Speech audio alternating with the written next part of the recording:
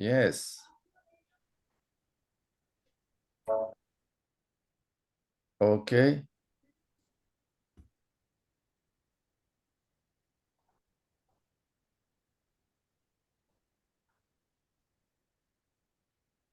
Hello, everybody.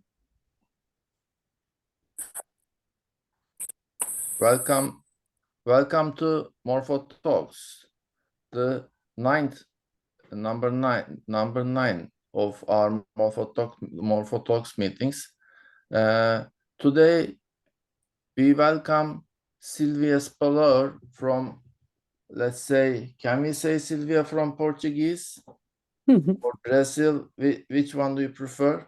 I'm from Brazil, but you can say also from Portugal. It's okay. Yes, Silvia is from Brazil, but she's studying with Vitor Oliveira for so long time, and nowadays they are separated as far as I know, and Silvia is working in Lisbon rather than in Porto after completing her PhD.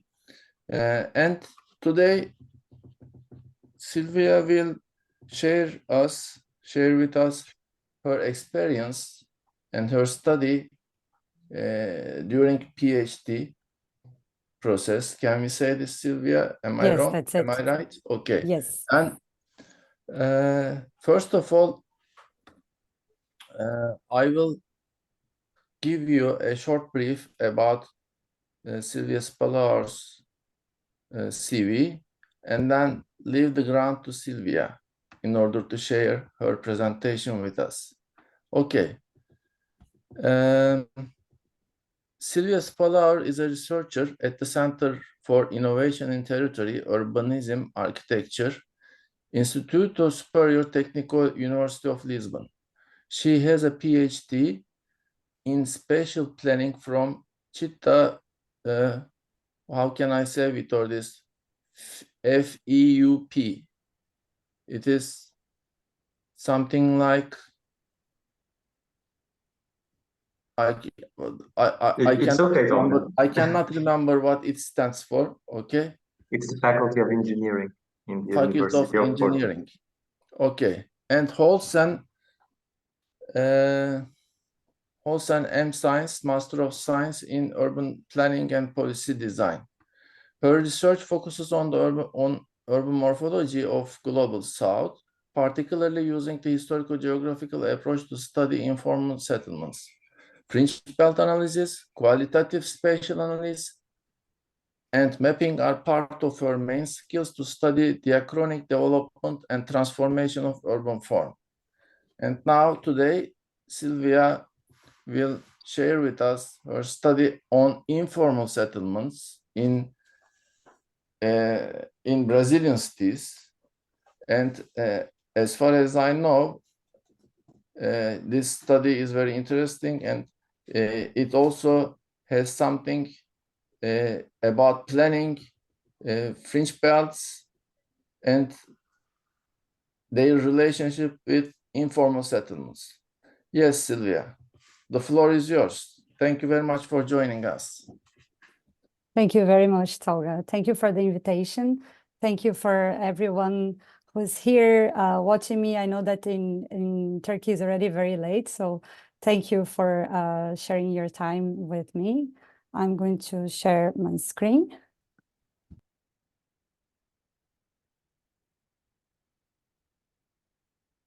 Is it okay? Okay. Yes. Yes, it's okay. Great. Today I'm going to present Planning Informality, Urban Lessons from Salvador. This is part of my PhD research. I'm going through all the process, but then I'm going to focus on the morphological analysis that I thought that was more interesting for this group. This thesis has been developed in CITA at the University of Porto. It has been supervised by Vitor Oliveira and co-supervised by Tolga Unlu. It was a great experience sharing this research with both of them. This presentation has 6 parts, a brief introduction. I'm going to mention something about the literature review, the main topics studied. Then I'm going to describe the methodology used and the application to the case study, the main findings, and then some conclusions. So the introduction, and then you're going to see some beautiful pictures of the city of Salvador, so you can get used to the landscape of the city and see some of it. So the introduction is going to focus on the research problem. It's basically about the misfit of urban plans with the reality of the global south and their impact on the physical space of these imported models, established standards of modernity, urbanization used as a business model, and planning that has been applied as a segregation vector and sometimes neglecting traditional ways of living and building. Here I have just some pictures to illustrate what I want to mention. So these ideas of having smart cities in India that look like this and have projects made like this. And then also in Nigeria, this idea of modernity models and master plans. And then also the implementation of mega events in many cities is just an example in the city of Rio de Janeiro in Brazil. And also the use of urban planning as a tool for promoting segregation and exclusion.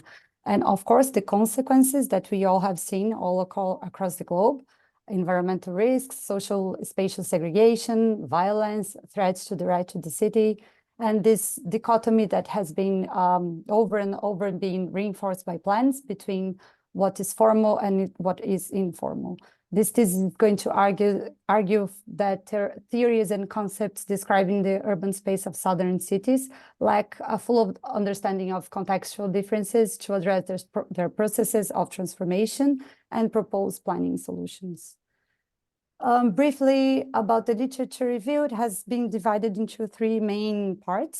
So first, a theoretical framework that will set the lenses through which urbanization has been comprehended and how knowledge has been constructed. It has been based upon 4 different topics: decoloniality, urban informality, southern urban theory, and southern planning. Many different scholars and studies have been used to back up this theoretical framework. And then urban morphology appears with its contribution as a processual approach to study urban form.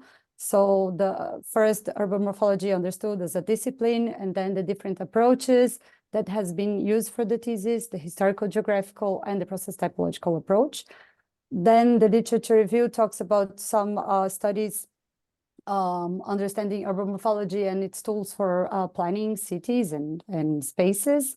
And also the studies that have been focused on urban morphology and its applications to understand informality.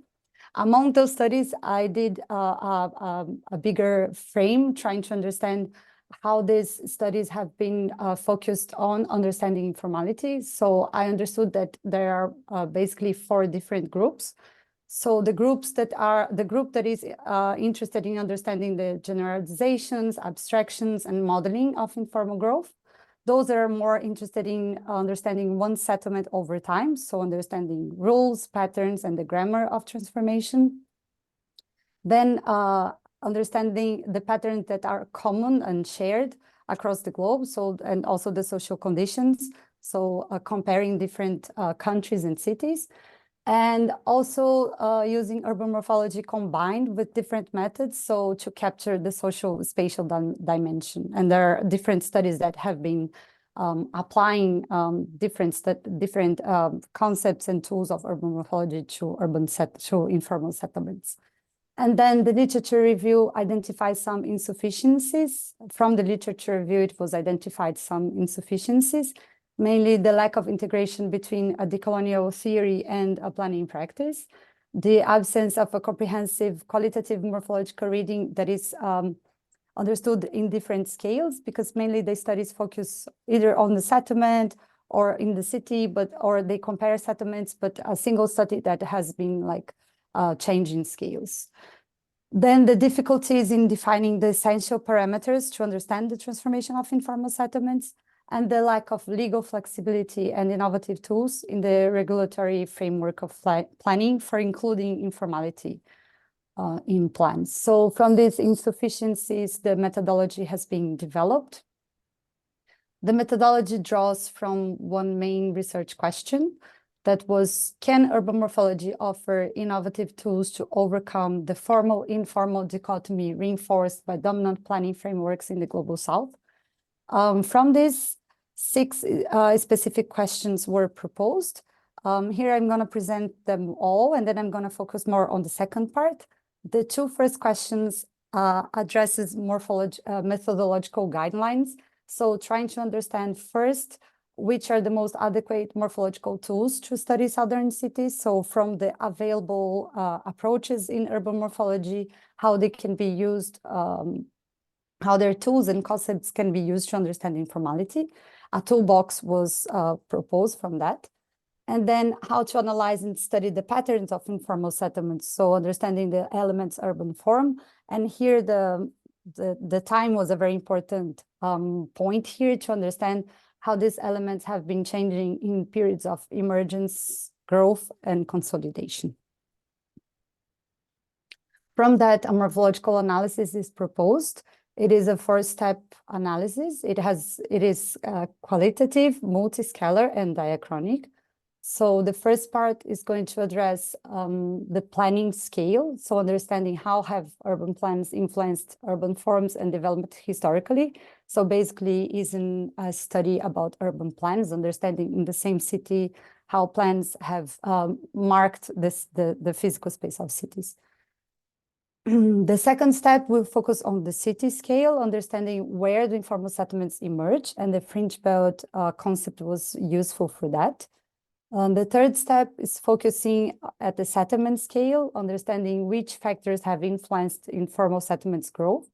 For that, it was important to understand the character of fringe belt plots, and also it was useful to use the concepts of root and polarity from the process typological approach to understand changes and consolidation of urban tissues.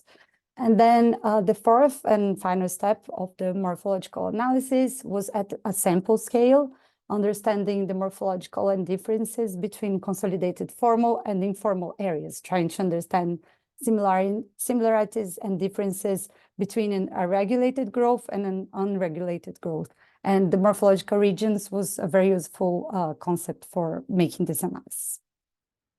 And then moving towards the case study.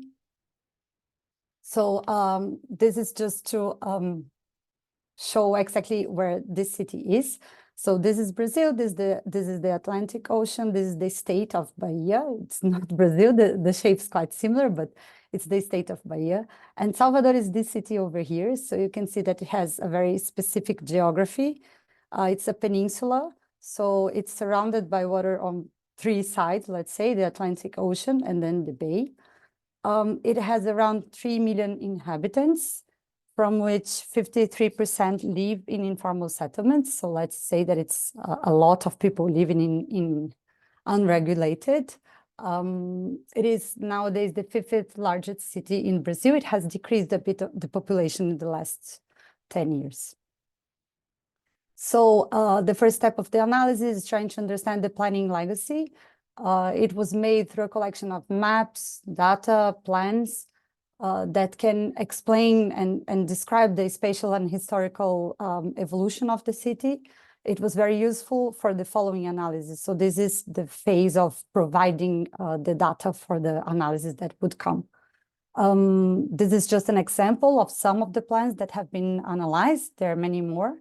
The analysis shows that understanding the role of the state was very important to see when it took action to transform the city, first turning this kind of blind eye to the emergence of the self-built constructions, especially the ones that were set in the outskirts of the city. So they can stay there as long as they stay in the outskirts. And then also in the settling of the location of social housing in areas with very poor infrastructure. And of course, this influenced the entire development of the city. With the outcomes such as social spatial segregation, inequality, violence, and different exposure to environmental risks. So now going to a more morphological analysis that I think it's the most interesting part for this group. The step 2 proposes a historical geographical reading to understand the emergence of informal settlements. So every step is connected to a phase of evolution of the informal settlements. The fringe belt concept that I use here is the one by Konzen. a belt-like zone originating from the temporarily stationary or slowly advancing fringe of a town, and composed of a characteristic mixture of land use units seeking peripheral locations. So maybe everyone here already knows this picture with the inner fringe belt, middle and outer fringe belt in his classic study of Enwick. The land uses here are basically open spaces, recreation, institutional, low-density residential, industrial, and vacant plots, forming these three different compositions in the city, the inner, middle, and outer fringe belt. So in the case of Salvador, we have a very large area. The city is very extensive, and it has a very different shape with this peninsula. So we had a big work trying to understand how to define which were the plots that were part of the fringe belts of the city. I have to say that here Tolga was very important in this part of the process. We were together trying to understand this. Of course, Vitor as well, but the moment that I spent in Turkey was very important for defining exactly where these areas were. So first, limiting the built-up area of the city in different time periods. From the 1930s, that's when the first informal settlements could be recognized in the literature and also in some maps. And then in different years until 2010, that was the last map used. And then plots, understanding which plots had these fringe belt features. And also topography was important to define the fringe belt areas. They were summarized into three phases of fringe belt formation: inner, middle, and outer fringe belt, using the same categories indicated also by Cons. Informal settlements were also dated and located across the city. This was also a very difficult work because, of course, we don't have maps of all the periods. But then it was a matter of overlapping maps and trying to understand using data from census. And also the city of Salvador has a category in their plans that they call zones of social interest. So in their zoning, those areas are mostly informal areas and occupied by low-income population over time. So going through the analysis, this is the map from the 1930s. In the following maps, you can always see the dashed line with the limit of the built-up area of the city in the moment. In pink or red, the informal settlements is actually the building footprints. They are not completely accurate. This is a reconstruction from older maps, so they can vary a bit. In reality, we don't have a lot of information from the official data from those settlements at the moment. And the inner fringe belt forming, this is the historical center, should be somewhere around here. And then because of topography, this is the shape of the inner fringe belt of Salvador. And then going on to the 1950s, you can see already the formation of a middle fringe belt and the expansion of the city. And especially in this area, you can see a massive emergence of informal settlements that are mostly related to industrial plots located in this area. So probably connected to the job offered that took place in that area. And then in the 1970s, already the city is expanding, and we see that it expands in kind of a V shape, always following the seaside. This is the beach. So this is the part that has been mostly grown through real estate development and through actions of the municipality building new roads. And this area facing the bay has mostly grown through smaller interventions, little by little, made by people. So not led by the municipality many times. So we can see the difference of the many people living here and informally, and here less people. We can also see in the formation of the outer fringe belt in the 1970s with the implementation of big road infrastructure and the settlement of industries and institutions around these areas. And finally, the final map we have is from the 2010, and then we can see always we cannot define a limit of the built up area anymore because it's already connecting to other municipalities.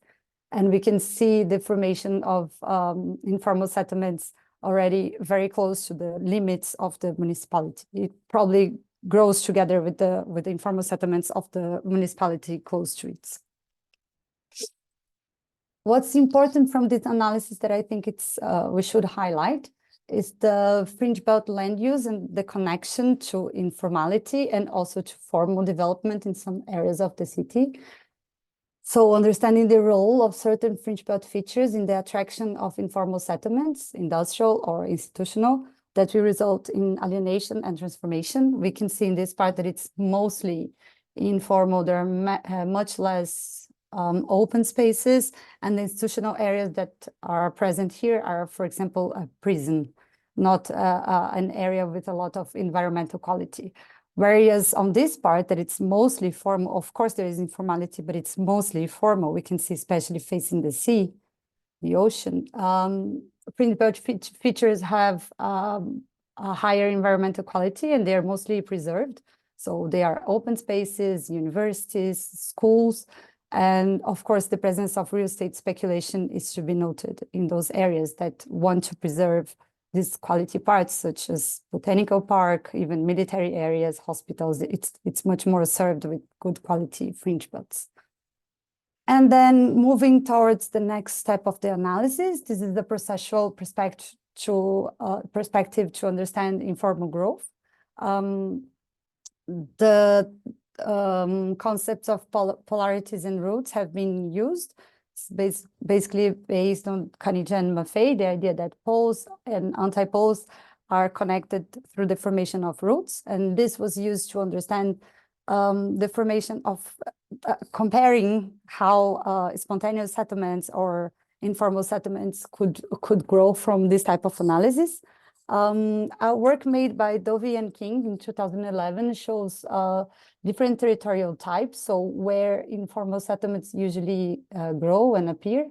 So what we're trying to understand is how different areas will condition informal settlements. So what we have here are 8 different types. In Salvador, according to data and availability and the territorial occurrences of these types, we can find 5 different types. Here, I'm going to show just one example that I think it's quite iconic for the city, that it's the example of waterfronts and how the settlements have grown over water. So this area is called alagados, that actually translates to something like flooded, which makes sense. This is an area that started to settle in 1940 with the construction over water. We call them palafitas in Portuguese. They were attracted by the industries located nearby. So this was the area before the location of the people. And then they started growing with this type of structures. So we can see them here already appearing over water in 1969. And then 1976. And in 2017, we can see that what remains from water is just this part over here. And what's interesting about this case is that the implementation of the original palafitas have influenced the final configuration of buildings, plots, streets, and street blocks. And many of them were actually formalized later. But we can see the structure here that becomes like a very straight road that usually when we see from the top in Salvador, we are expecting to find informal settlements that are always on the top of the hills or very located in the lower part of the hills, but this is in a very flat area because before it was actually water. So this is just how some solutions led to the final configuration of the settlements. And finally, the last morphological analysis is questioning if there is a formal-informal gap. So it's trying to describe and control the consolidated tissues of the city. Morphological regions are the concept used for that, and it's conceptualized as an area that has a unit in respect of its form that can be distinguished from the surrounding areas. In this analysis, it is proposed a simplification of morphological regionalization. Only 2 elements were investigated: the plot structure over time and the position of buildings. And as I mentioned before, this was applied in two samples of the city. Salvador doesn't have the plot structure. I've seen that many people studying cities in Turkey, in the presentations I've seen, they always have the plot structure. So I'm always impressed that you have this information over time. In Brazil, it's very difficult to get it. In Portugal, in North Portugal, I know it's very difficult to get it as well. So this, all the plots you're gonna see here, it was actually drawn by hand, each plot by each. So it's that's why you can only make sample studies of this. It's very difficult to have an entire perspective from bigger areas of the city. Two areas were analyzed, one that it's mostly formal and another predominantly informal. You can never talk about complete formality or complete informality in Salvador. What I called the comparison between two models of development, the ordinary city, so the city that has been constructed every day by the effort of people who are not architects, not trained engineers. They're just people building their own houses with the knowledge and resources that they have, materials and everything that they have. And the other model of development, that is the modern city, is the city that has been planned and that it had many drawings and architects and people making it. Also a comparison between the zoning plan and so the plan made by the municipality and the morphological regionalization is proposed. Here I'm gonna just show an example of the informal part, that it has a very interesting development process. So you can understand how the morphological regionalization analysis can be useful. So the example is an area called Calçada Liberdade. It's two neighborhoods. And we can see the plot transformation from 1956 to 2017. Plots here in red, and then in 2017, the plots in black are put on top of them to understand the transformation. What we see basically is a more dense neighborhood with time. And we can see that this area has transformed very little in this part. But here we can see something interesting. There is a zoom here that shows an occupation of a factory that was before a soap factory that has been occupied by people, and then they use the bases and some of the buildings of the industry to make their houses. So it's a completely transformation of the plot structure, use, everything. So you can just understand something that happened. And also here, this area that was empty, and then development has been put here, and you can see also the difference of scale if you look to the surrounding plots. This is to show what the zoning plan for the city is made. So this is the master plan of Salvador. This is from 2016. Salvador has big issues with the master plans that have been made. So they are always in trouble with the architects, the students, people from the university. There is a lot of controversy, and this is the last plan. That's the one that has been applied. So we can see that the entire yellow area here called a municipal centrality zone, and they plan economic targets for this area, and they allow large transformation possibilities. So plot amalgamation, they have very permissive index. This area can change a lot in the following years. And the thing is, many of the plots here are here from the end of the 19th century, and they have a structure. And if this area is going to transform soon, it can change a lot. And this is a poor area of the city, so probably plots are not so expensive. So we are thinking what can happen in the following years. This is how they zone the informal settlements. Also, it doesn't matter the shape of the street, the shape of the buildings, they're all named as a single area. So one good thing is that they not allow the plot amalgamation, so this area cannot change a lot in terms of size of plots, but they have very binding rules for the people who are living there. So if you want to regulate your own house, so to make a project to make it legal, it's very difficult for people living in that area to comply with the law. And then if we think about a morphological regionalization of the area, it could think about how the different patterns could be captured by law and by the legislation. So recognizing the historical patterns, for example, this type of plots that are narrow and long plots, It could even identify these fringe belt plots as a system. We can see many of the plots here are fringe belt plots. They can be useful to be understood as a system, either for thinking about transformation of informal settlements, for their growth, for their implementation of open spaces for those areas. I don't know, and I'm not giving them the road that should be done, but just understanding this as a system could be useful for thinking about the future of these informal settlements that are very poorly served of open spaces, for example. And then also these different very small plots, how can we deal with them? Should they have the same rule as the other parts that are better off? So it's something to question and think about. And synthesizing everything that has been studied into some findings. So the first step of the analysis has been important to provide historical and spatial data. Step 2, that was about the fringe belt analysis and the emergence of informal settlements, is important to urban morphology because it adds another dimension to the fringe belt concept, that of peripherization of informal settlements. And then in the case of informality, it can be important, of course, to understand the emergence process of informal settlements. And for planning practice, it could provide strategies to preserve the system of open spaces and to improve the quality of informal settlements.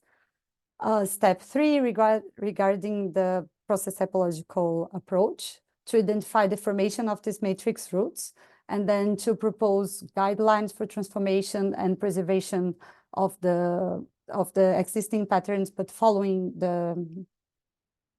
the shape that they already have.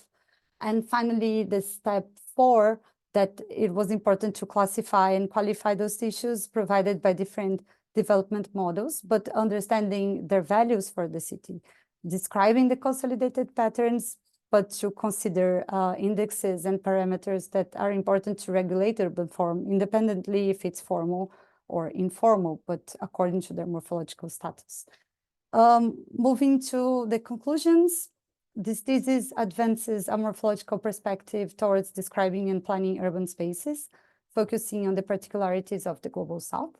It has an analytical morphological framework that is offered as a support towards a morphological planning paradigm. Engaging with decoloniality, this research has proposed to comprehend the essential character that constitutes the ordinary city, the patterns, the urbanity values contained in the most common representations of architecture. Compared to the project of a modern city, it is made evident how the latter has failed to deliver an equitable and sustainable city to every citizen.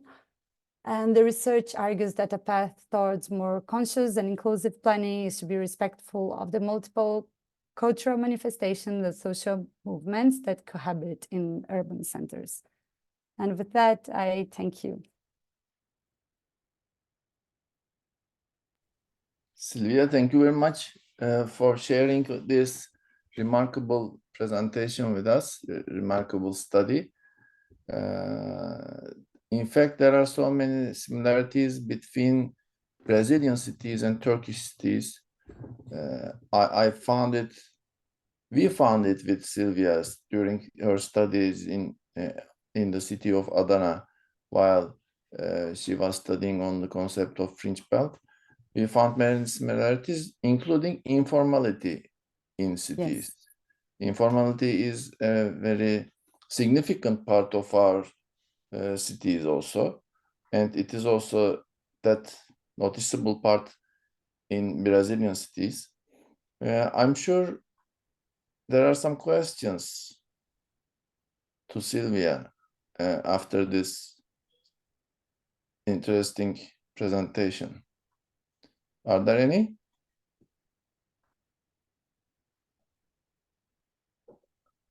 Or I guess nobody is ready for asking a question.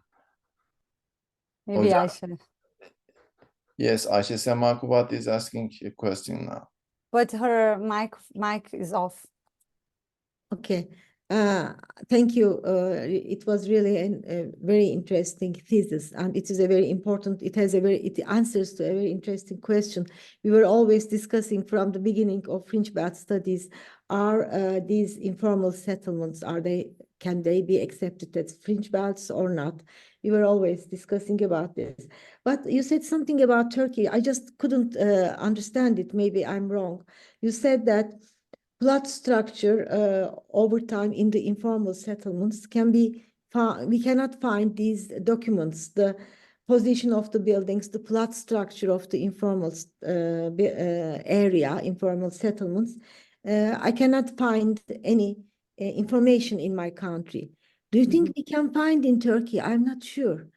About informal settlements, you said you can find in Turkey. No. But we can.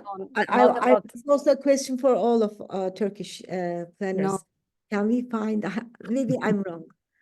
Okay. No, I mean that even like Salvador doesn't have plot structure for the city. I'm not even talking about informal settlements, like for the entire city. So if I had parts of it, it would be easier to try to guess the informal ones, but I don't have anything. They don't have a cadastral map. So not only in informal, all the structure. No, all the structure, yes. Very interesting. Like very small parts of the city. And this is the reality also in Porto, for example. Okay. The municipality might have it, but we don't have access, and they have like parts of it as well. So it's very difficult to make morphological analysis, very precise analysis, when you don't have the plot information. You have to guess. Sometimes you can guess it easily, but informal settlements is difficult even to guess. You don't know like where the boundaries are. So this is a big issue to study informal settlements. Okay, thank you. Thank you. Yes, the lack of necessary documents is a problem in all morphological studies, I think. Maybe we can make an exception for the United Kingdom, that yes, they have very detailed documents about past. In fact, they have the plot structure and the buildings, position of buildings 2 centuries ago, but the other countries, including maybe France or something else, the developed countries, including the documents are not so sufficient to study, to make morphological studies easier. Then the solution usually is that we must create this from auxiliary other documents to maps and other issues on photographs and etc. etc. This is a general problem. Parts of the plots in Salvador, I actually could recognize it by literature, like from books. So they say like in this area, there are informal settlements, like in a book from the 40s. So I had to go and try to find if the names is still the same. So I can look and try to see if they were there for a long time. So you'll have to work on a translation from written to maps. So it's very difficult. But maybe another dimension of this problem comes from the municipalities. Maybe they don't want to share their documents with us, because they are critical documents that we can see many things about the plots, the ownerships, etc., etc. Then this is very critical. They don't want to make them explicit, maybe for the public. I'm not sure. It's just a guess, but it might be. I think so. I agree. I used to study in Dubai, in Bahrain, in Arabic countries. This was really a big problem. I know they have, but they never want to share. Yes. This might be a general problem. We had Ezgi's PhD thesis last previous presentation was from Ezgi. Maybe Ezgi might have a question. She also studied fringe belt. I don't have question. First, congratulations. Thank you. I think it was a really good research. Maybe I can add something about the previous topic you're talking about, the data issue. I think if there is legal practice in the urban planning.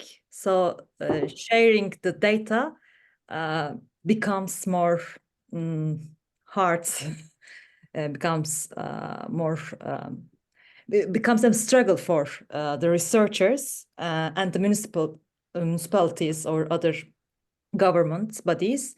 So I think this is about the planning system of the countries, how they see, how they plan, how they make their practices solid. Yeah.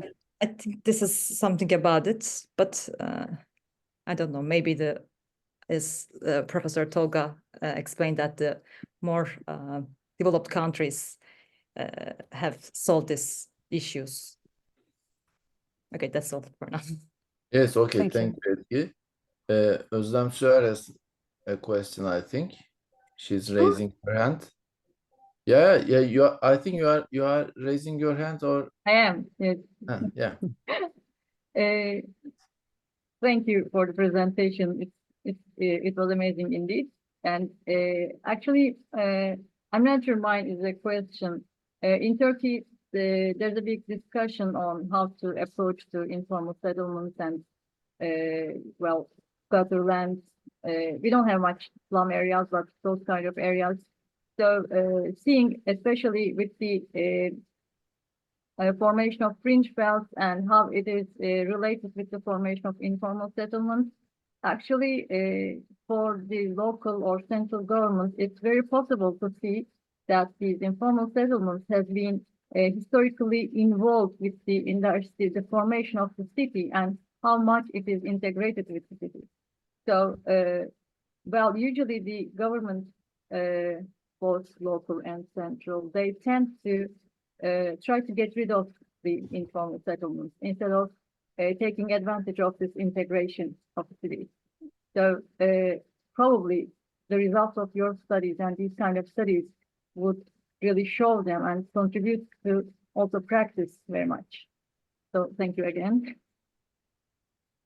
Thank you. Yeah, I think so. I think it's important. In the case of Salvador, I had the opportunity to be with the municipality, but just with the department that they do research about documents. It's kind of a library of urban studies.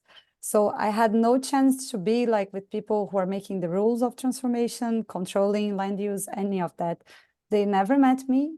I sent emails, they didn't answer me. And when I asked them for even like the land use plans of the city, so the master plans and all this, they didn't want to give me like on GIS files. They just want me to use a PDF. You know, like it's the basic thing, not even the rules. So I hope one day they can listen and pay attention to the studies, but it's very difficult to get their attention. So, but yeah, I think it would be very important. Yeah. Yeah, I mean, they should really use the results of your study. And well, like I said, in Turkey, well, renovation or regeneration of these settlements, of these informal settlements is on the agenda, but not integrating them with the cities. So, and also getting information, getting data from the municipalities is a big problem in Turkey. So similar things actually. And I think the problem is when the real estate market is going to realize first, then the municipality, when areas get integrated, when they are with a good location, and then they're going to try to buy and sell and do whatever they want with the most integrated areas of the city. You know, the informal settlements that are in integrated parts of the city, because they know that this is a very important location. And what it happens now, it's gentrification, and not like maintaining those people there and making plans to include them. At least in Brazil, we have a quite progressive urban legislation. So those areas are usually protected with those zones of special interest. That's how they call them. So they cannot do plot amalgamation. So people cannot buy those areas and make like big buildings because they have very narrow plots. And if you cannot put them together, at least it's preserved as house units. So more or less they are preserved as a system in the city, but they're also very frozen at the same time because they cannot transform even within that area. People living there, they cannot do much. So this is those studies are important to understand how transformation can take place in those areas, because many of them are not nice areas to live. They have problems, environmental problems, and of course they don't have sometimes sewage system, they don't have basics. So it's important to also be transformed to get more quality also. Thanks. Thank you. Okay, thank you very much. Hocam, maybe I have a question. Yes, Olga, please. Thank you very much for the presentation, Silvia, and I congratulate you for your PhD and your supervisors as well. Thank you. I think you touch upon a very critical issue which requires more research from a morphological perspective as well. I mean, informality. And your emphasis on the southern urbanism, or specifically focusing on global urban south, I think it's quite critical. And you know, it's really hard to talk about one single, you know, phenomenon of global south, especially in the context of urbanity, because the informal dynamics are quite diverse, either in Latin American countries or Northern African countries, or the Middle East, or you know, far Eastern geographies, Asian geographies. So how can you how could you specify the very how do you say, specific properties, features of the Brazilian informality, which differs from other global southern conditions? I would say that there are many shared patterns with other countries. I think that Brazil has this thing of growing over the hills. It's something that you can see in Brazil, and how they grow in this space. And I think there is something, of course, in Latin American countries, this happens as well. You can see something similar in Bolivia, in Colombia, in other countries, you're going to see something similar. But I think this is something characteristic from Brazil.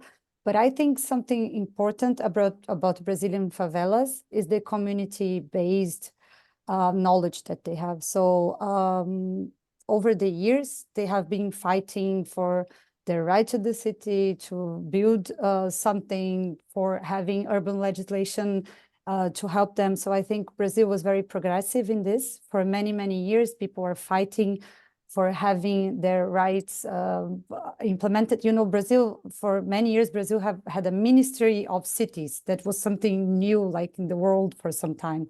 We have an urban legislation that was implemented that was based on the right to the city. And this comes from the fight of the people. So I think the legacy of Brazilian favelas is can be seen, like the footprint of the Brazilian knowledge can be seen even in the law. But in terms of patterns, I don't think it's very different from other countries. I think what I'm trying to show with this thesis as well is that informal settlements can be very different even within the same city. And I think morphological studies can be important to understand and address the necessities of each of them according to their morphological setting that's going to be varied. So I think raising awareness about understanding their differences is it's more important than just understanding all the similarities between them, you know, like understanding what they have that is particular to one place. It's important to understand how can you create legislation and regulate form and use in different parts of the globe. But yeah, there are some patterns that you're going to see. For example, this palafita thing that I mentioned, so growing over water, is something that you can see in Brazil, in Salvador, so in the northeast of Brazil. But if you go to north, like to the Amazon, people also built like that.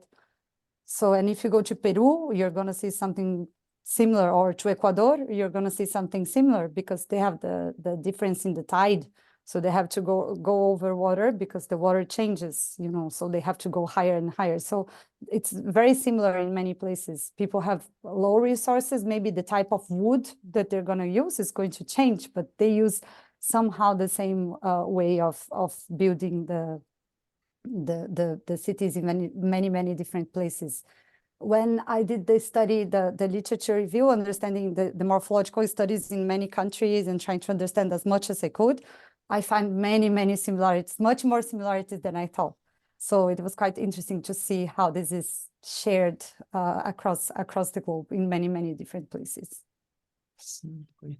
Are you planning to extend your research interest to other contexts as well in future?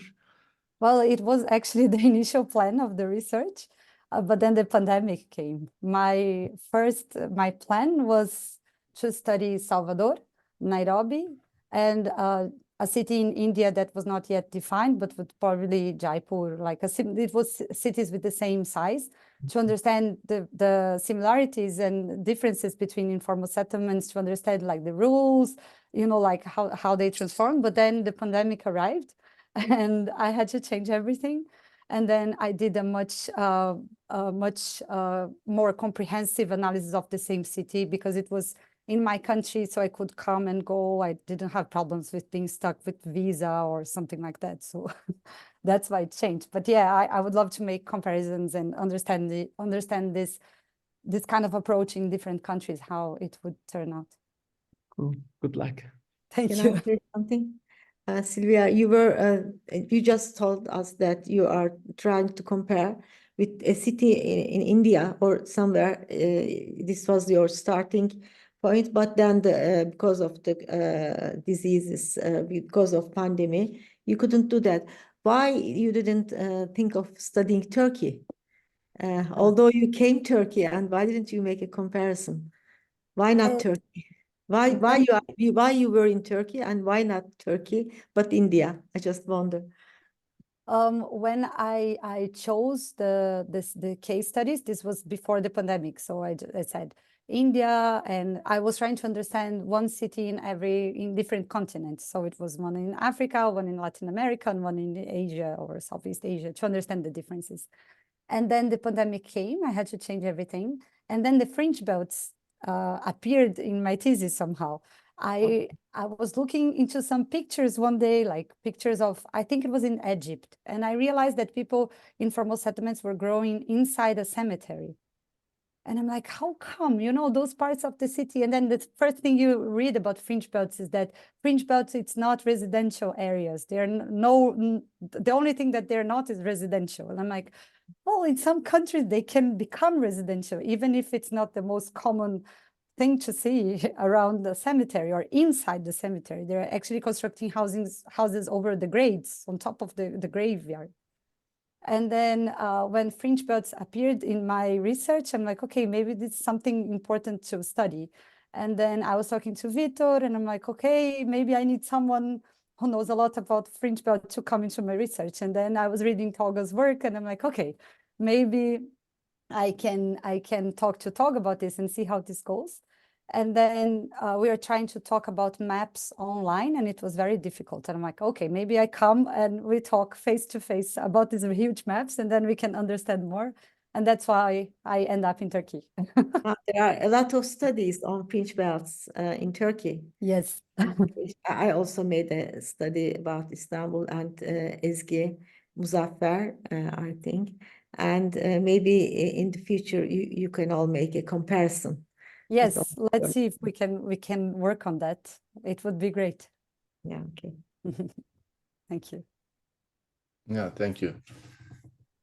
Silvia, can you answer in a straightforward way, in a very simple way, that is there a relationship between emergence of informal housing areas and the fringe belt areas?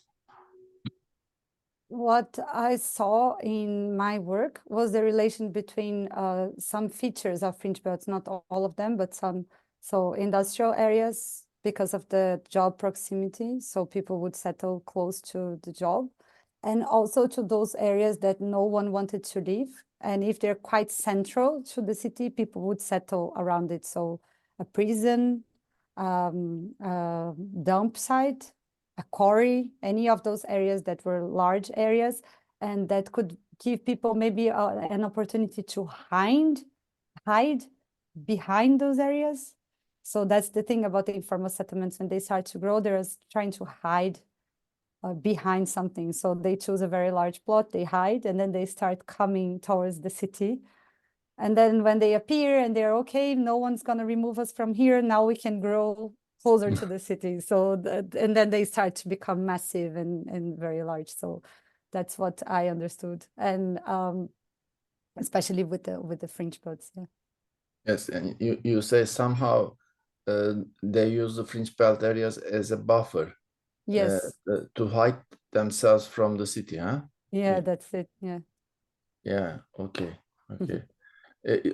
Actually, it is expected them to be very near to industrial areas for job opportunities, as you said.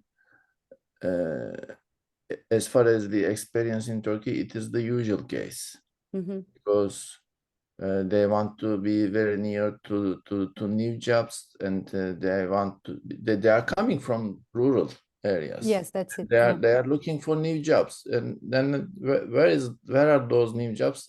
They are all in industrial areas and newly growing industrial areas, especially.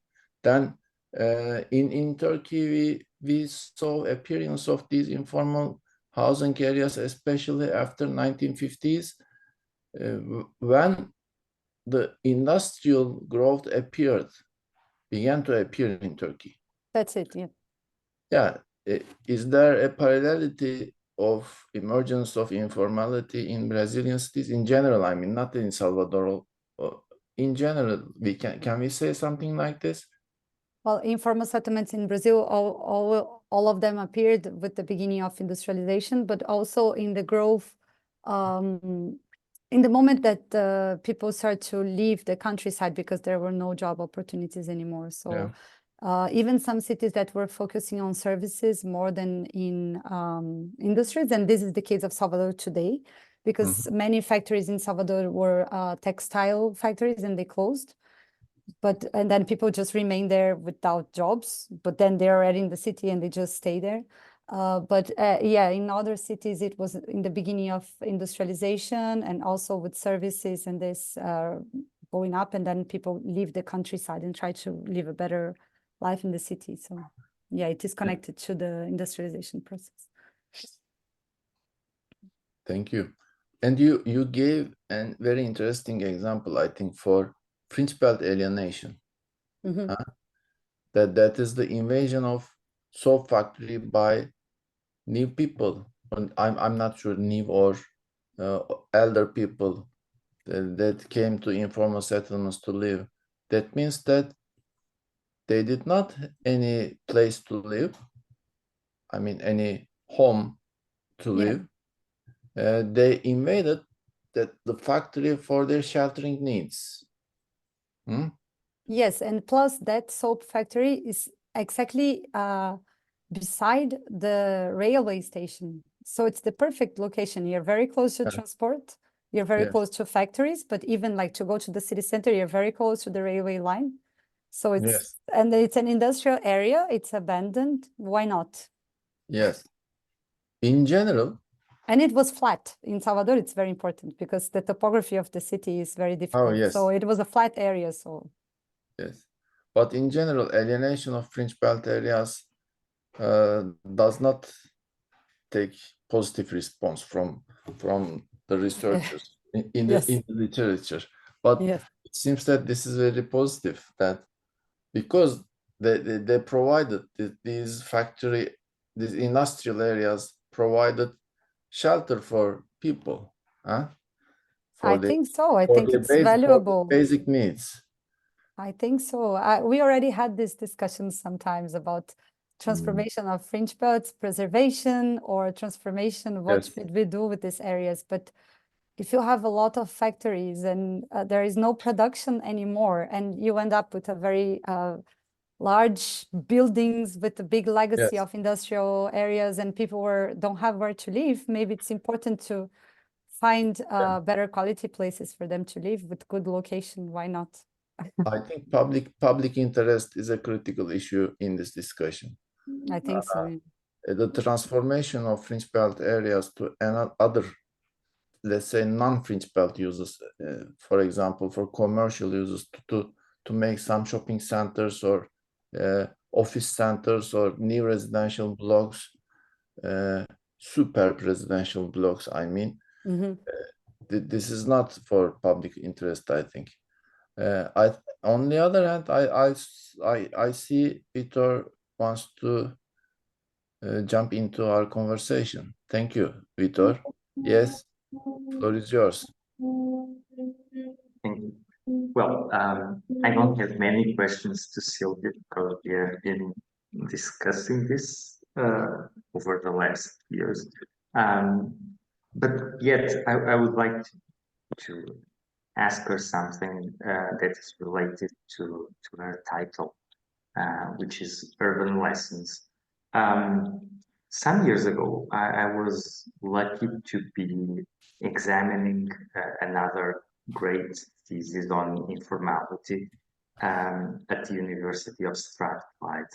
And a lady over there, she lived in an informal settlement in Lima, in Peru, and she was able to map the informal settlements. So she has produced these really nice drawings with the plans of the informal settlement.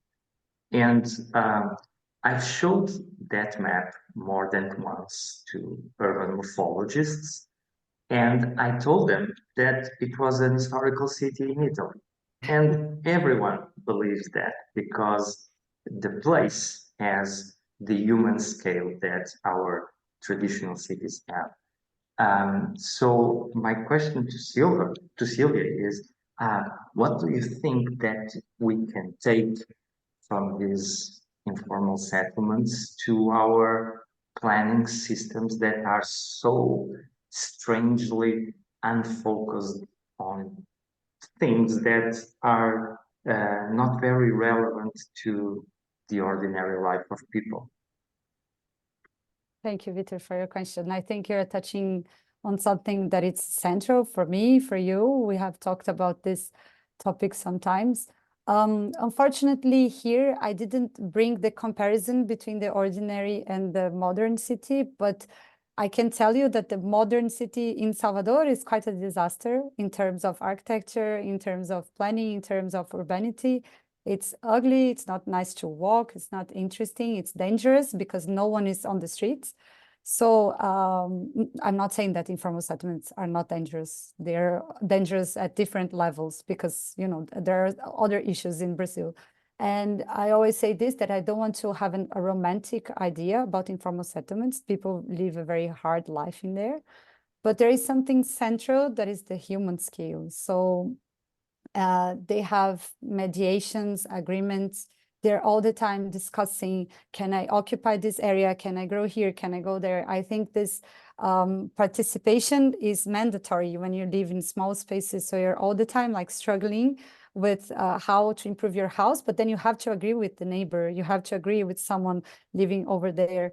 I think because they have this smaller scale, they respect much more each other, and they need to have this participation. So I think that's why I call it an urban lesson, because I think there is a lot to learn from the informal settlements in the way that they can understand each other and they can respect each other, the way they build. And there is something about building your own house with your own rules and your own materials that I think you respect much more where you live and the conviviality between neighbors and everyone. So I think it's something very important to be maintained. And of course, when you build with your own hands, the scale is much different from when you build like making projects in a computer that you don't have any scale of what's going to be done when it's finished. So I think the scale, the human scale, is the most important lesson that we can have from that. From this network that they have, that I was telling Olga, that it's very important, that was important for legislation, even to finding a space in politics. Also, they have a space in the community, so they take care of each other's kids. They eat each other's food. People always have mixed use, because it's never just a house. People have a house, but they sell something. They don't have formal jobs, so they work in the house. So they're making food to sell. So there is always someone there. It's always alive. So I think that's what we can get as the most valuable urban lessons from those parts of the city.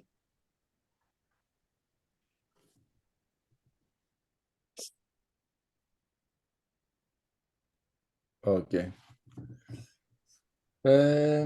Thank you very much, Silvia. I think we came to the end of our session.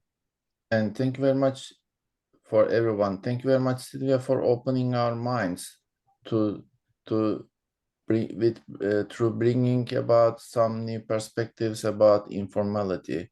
I think there are new questions in the minds of these people, and I'm sure it will open them also new paths for their research, because we discuss so interesting things in relationship between informality, urban planning, fringe belts, and this limited time does not avail us, of course, discuss so many things about these important topics. But I think in this limited time, we have so many things we have heard so many things from you.